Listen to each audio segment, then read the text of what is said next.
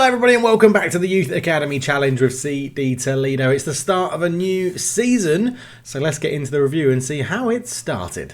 So the season opener was against Ibar, and what a game it was. We actually started incredibly poorly, going 2-0 down after a good finish from Garmendia for the home team. And then Vázquez ran down the right-hand side, a nice little square ball into the box, and a lovely finish from Romero made it 2. But we weren't going to settle for that. We did have a comeback. Supreme Dave from the penalty spot made it 2-1 in what was a monumental second half for Toledo. Huertas run down the left-hand side, put a cross in. Crimson Mori found himself open for a free header at the back post, so that was a good finish. And then we pounced on a loose ball on the left-hand side. It was into Supreme Dave again. He got his second of the game, putting into that far corner a lovely finish from easily our best striker at the club. Constantino picked up a loose ball but lost it to Mateus. He put in, and a wonderful finish from Cucalon on the edge of the area. But we weren't done there. Lorente won the ball back high up, fed it to Andrew Neeson. Andrew Neeson put in a cross, and Supreme Dave fired home the winner in a 4-3 win, a 91st minute winner. Next up was a 1-0 win as Mr. Crimson Mori laid it off to Uri Perez. He got the only goal of the game as we beat Malaga 1-0 in a game where we got outplayed. But Supreme Dave left for Oviedo, £1 million. They paid his release fee. He's going to be playing against us in the same division.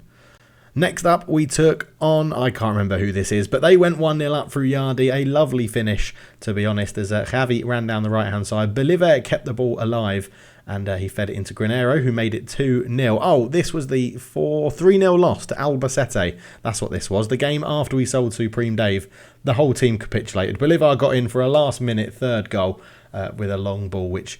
yeah, they wrapped up the game. Really nicely done for them. Next up, we took on Deportivo La Coruña, or Coruña, as they're now known. And Bergamo put them 1-0 up from the edge of the box, and they quickly made it 2 as Moedo ran forward down the right-hand side. He got into the area, squared it to Martin, and an easy tap-in for the striker. But we changed formation at half-time in this one, and Andrew Neeson ran down the left-hand side. He put a ball in, and Constantino forced a good save, and Liam Hollick was on hand to get a consolation goal from us. You can see at half-time how we changed the game. Next up, Mr. Crimson Mori fired in a wonderful free kick against Mallorca. He took everyone by surprise because even I thought he was going to cross it. We then pounced on a poor clearance as Paleo made it 2-0. Mallorca did get the final goal of the game for a 2-1 win as Forbe laid it into So. So came forward, a really poor clearance, and it fell to Kike in off the post again. 2-1, but we had turned it around, and then we took on Racing Santander, and we changed back from a 4-1-3-2 to our 4-1-4-1 Noah's Ark formation, and Mr. Crimson Mori scuffed a shot in from range. It beat the keeper quite easily, but then he wanted to show that he could do it properly, and he scored this absolute beauty from range. A wonderful finish as he's stepping into Phil Supreme Dave's shoes. Moreno ran down the right hand side. He cut it back to Perez. Perez shot past the keeper to make it 3-0, and not being done there, we went and got a fourth. Andrew Neeson with the cross in. It fell to Avono. He laid it back to Perez, out to Paleo, shot in, beat the keeper. Really bad goalkeeping. 4-0 Toledo in a game that we dominated until the last few minutes when they got a couple of chances. Next up, though, possibly our best performance of the season to date, Barcelona B. Constantino got his first goal of the game with a header at the back post. Paleo then cut the ball back to Uri Perez. Back to Paleo. It bounced around and Constantino was on hand to poke home in an empty net. 2-0 Toledo.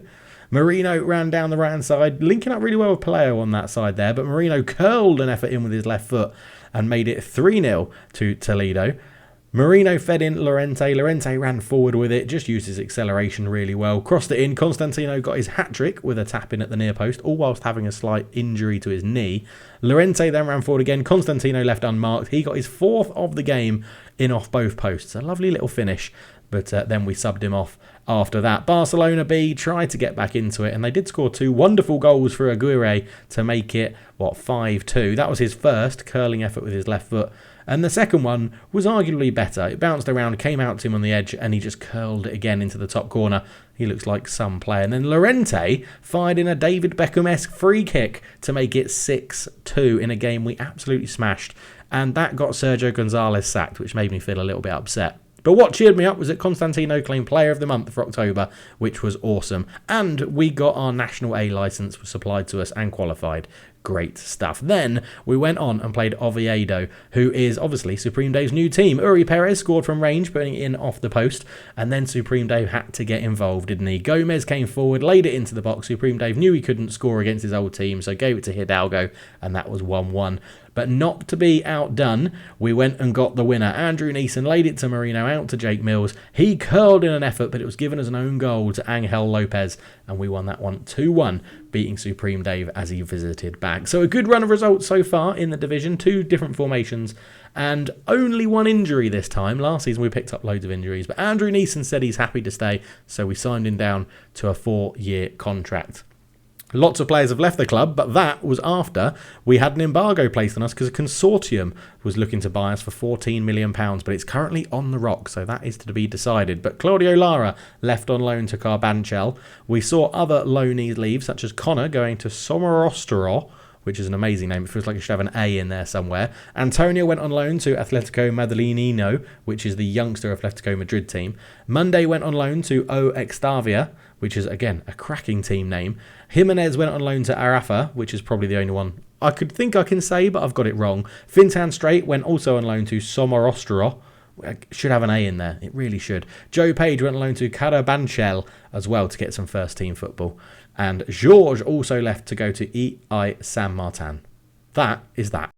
Yes, so a lot of you are enjoying those little recaps, and hopefully you do like that one as well. So the big news, obviously, Supreme Dave left the club to join Oviedo, and then we beat them, and then we're starting on this screen that says he suffers defeat against former club. It's nothing against you, Supreme Dave, but, you know, it was quite nice to beat you. Even if you did have a hand in their goal, it was sort of like we planted you as a spy, or sort of like a mischief maker in there. You know, give them an assist, make it look like you're really trying for them, and then just sort of capitulate the team, maybe get in your teammates' heads and be like, oh, I don't know, Toledo love coming from behind. They love winning games when it's against them. Look how many shots they've had compared to ours. Their XG is nearly 3 goals and ours is 0.8.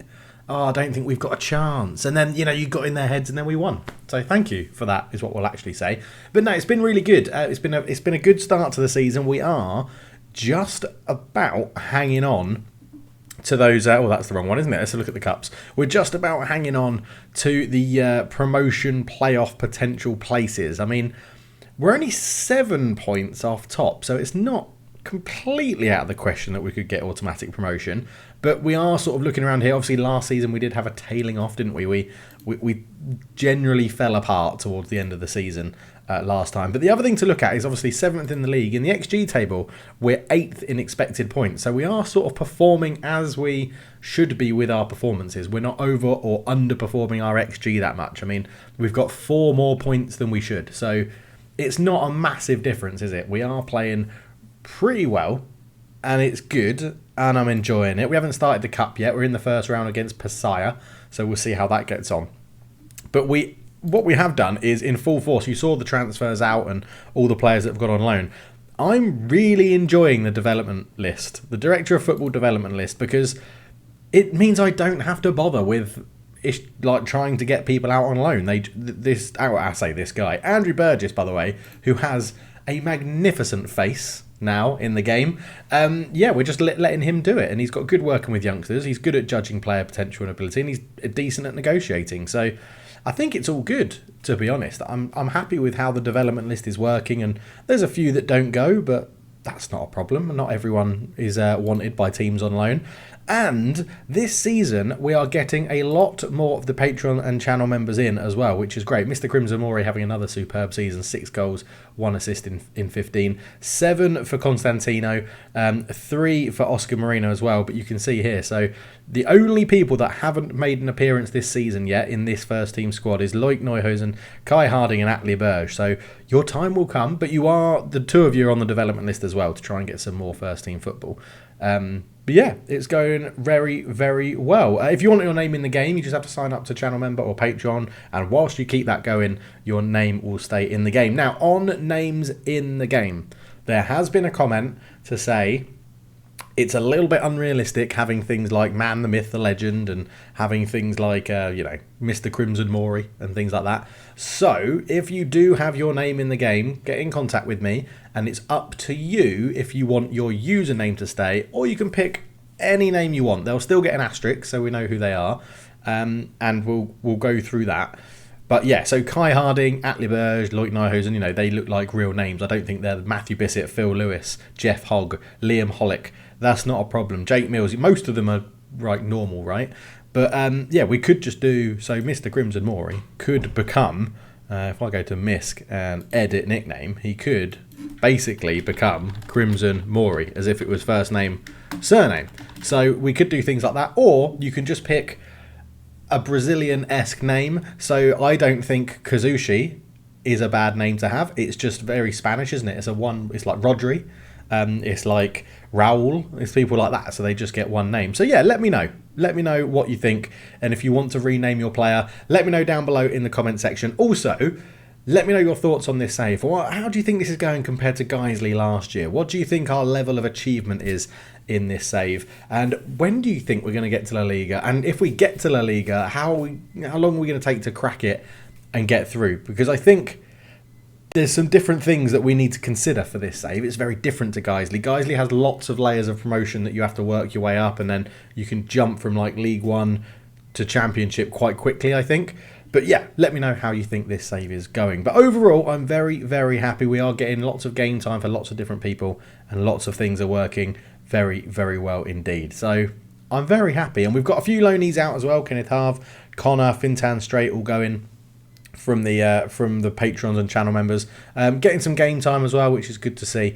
And yeah, I'm really enjoying the save. I'm really enjoying it. So it's good. It's very good, and I hope you're enjoying it as well. Best player of the year so far has been Oscar Marino, who is actually on the development list, so we might have to take him off if he's playing that well. But I'm not too worried if he goes and people. He has only played 6 games this year, but 3 games. Then we've got Tito Paleo, the right back. He's been really good. Uri Perez is up there. Jeff Hogg up there as well. Magalhaes, the backup goalkeeper, stood in for 4 games when Pablo Guillermo got a little bit of an injury. But yeah, so we've got some good performers. We're playing reasonably well. We're spreading out the goals, spreading out the assists. It's looking like a really good season. I'm hoping that we can maintain it. And then, yeah, obviously we've had we did start with the 4-1-3-2 DM narrow that we've been trying to use, but our players don't suit it. So we've gone back to the Noah's Ark 4-1-4-1, which is working and seems to be working very well, generating a lot of goal scoring chances with it, which I think suits our players. But yeah, last year we just got to sort of avoid this complete drop off we had sort of after Christmas, basically, wasn't it? We went, what's that, 1, 2, 3, 4, 5, 6, 7, 8, 9, 10, 11, 12. We had 12 losses after Christmas, which is a lot. It's a lot. According to we had 1, 2, 3, 4, 5, 6 before, so we doubled our amount of losses last season. So that is what we need to avoid, and I'm hoping that we can keep it fresh. The youngsters coming through are good. We've had good performances, good goals, and everything is working really well. And of course, the board are delighted with us. The supporters are delighted with us. We're playing very well. Be competitive against Albacete is the only thing we're disappointing them in. But honestly, I don't think they care that much. And we've got new kits and a new sponsor. Zara, after a little bit of research, is the most popular men's clothing brand in Spain. Apparently, according to the statistics, they've decided to sponsor us. Now, it doesn't end the partnership with Amstel Beer, because they are now our rear shirt sponsor that we can't obviously see in this. And our right shirt sponsor, right sleeve shirt sponsor, that you can just see peeking through in there, is actually me. It's a CLF logo, so that will now be in the game in the 3D match engine as well. And our kit manufacturer is Kelme. So I've actually gone into this and done some proper sort of work and research, because Zara is a new sponsor now that we're doing well in the 2nd division. They wanted to get on board. Me as a sponsor on the right shirt. I'm still staying at the back because it's a popular Spanish beer. And Kelme they are the people that make my kit team's kit in Singapore. So we've decided to have a bit of a partnership with them as well. So I think it's all good to have a little bit more of a backstory like that, and to make it all pretty good as well. And just a bit more immersion, isn't it? A little bit more immersion, which is pretty good. Other than that, we've got a coaching license. We're going to keep requesting to do that. We still need to get our training and youth facilities up, but we need the money to improve a little bit more. We have just come down because they did invest in some of the training facilities. So we're going to keep asking them to put more into that. But we are more than making money. We're more than just sort of staying level. We are making money, which is crucial in these sort of saves. and is very, very good, isn't it? I'm just enjoying it. I'm really enjoying it. I'm really, really enjoying this save. It's really good fun. And then, yeah, we've got a few people. Obviously, Mickey Reed is one that won't be far away from the first team soon. He's been off. He is off with the under-21 team with England. He is doing pretty well. 1 goal in 4 games for them. We're going to see how he gets on in the future, which is good. And Alberto is probably ready for the first team soon enough, but very highly rated potentially. We're going to see how he gets on. But overall, I like what's happening. The only other bit of news to talk about is that we now have a... How do I get there? Can I look at all stuff? Oh, no, I can go here, can't I? B team. They actually allowed me, the board allowed me to hire an actual manager. So we've brought in Filipino and Spanish nationality Jose Angel Carrillo Casameo, and he is now managing the B team, which means they should get promoted quicker in like the background leagues because we're playing well. They're getting some decent ratings. The players are getting decent ratings, and we're generally doing all right. So I'll pick on him because he's got a good training rating. But Claudio Castro in the B team league this year is 15 appearances, a 6.25 isn't very good actually. Is there an average rating? Who's got the highest average rating? Diego has got a decent average rating. 17 appearances, 1 goal, 1 assist, 1 player of the match, a 6.84 in the league. That's not friendlies, that is the leagues being played in the background, and that's what they need to win to get their reputation up, to get promoted into one of the playable divisions, which then means you go full time and you can start treating the B team as an actual pathway to the first team. At the moment, it's just sort of used for youth players that we want to keep around but may not ever make the first team. Sort of like our Singaporean dude, right? Najibali and Unlove. He's probably never going to make the first team, but I'm more than happy to keep him around in the B team because, you know, he's Singaporean, and how often do you get a Singaporean regen that can actually do a job for an affiliate team? So, yeah, we'll keep it going. But it's pretty good. The last thing that I wanted to show you was this. So what I've been doing is keeping a track since season 5. I'm keeping a track of how everybody does that is a patron or a channel member, and what if they move, where they go, what league team do they play in, how's it going, and stuff like that. So we can track how good these sort of ratings are. So these are the ratings that you've been given, you know, like this is the level you are in the patron or the channel member tier, and the player you get and how they come through. And then I've got a little tab over here for the members and tracking who does what. But yeah, so the newest one is Mocha. Welcome in, Mocha. And you will be, well, joining the club in season 6. So this season's youth intake, well, that's season 7, isn't it? Sorry, we're in season 7. You're going to see some live editing of the spreadsheet. But yeah, this is just an easier way to let me to track it all in one place for how you guys have got on. And it also keeps the original in-game name as well, so that we can factor through that. But yeah, I just thought I'd show you that because it's something interesting going on in the background. It shows where you have your loans, who you play for, the highest squad you've played for that day or that year, and yeah, what you've done. So Nicholas Myberg, Getafe B, 29 appearances, 6.91, actually playing a lot of football there for the B team. And then you've got some people like this guy went on loan. That's Loic Nijhuisen went on loan, didn't play at all. So we'll cancel that, and we'll mark them down and blacklist them to say, why would we send you someone on loan who didn't play? But yeah, I just thought I'd show you that. But anyway, we'll leave it on there. Thank you so much for watching. Please do leave your comments. Subscribe if you're new and you enjoy the Youth Academy Challenge. And leave a like on the video. But for now, I'm out. Cheers.